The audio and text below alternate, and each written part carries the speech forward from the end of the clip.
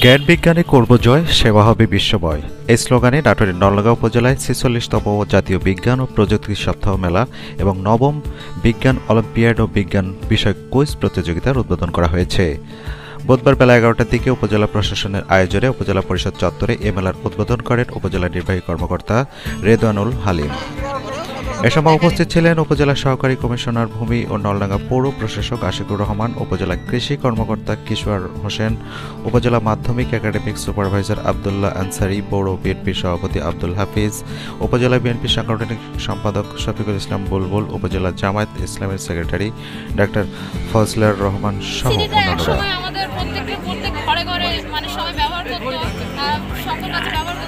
এই সময়টাতে যেহেতু স্মার্টফোনের যুগ এসে গেছে, আমাদের ঘড়িটা একটু ঘুরায় রাখি, ফেলে না দিয়ে সেটাকে আমরা রিসাইকেল প্রক্রিয়ার মাধ্যমে সিডি দিয়ে আমরা নতুন নতুন কোনো আকর্ষণীয় জিনিস বানাতে পারি।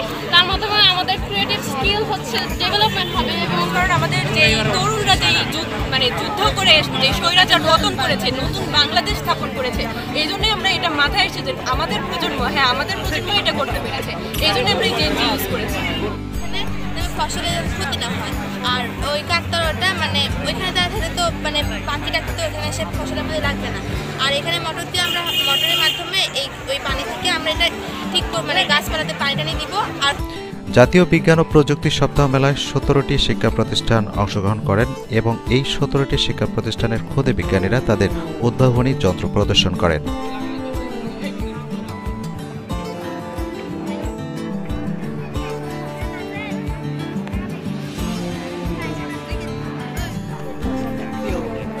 তোমাদের ঘুরে কিন্তু আসে এখানে।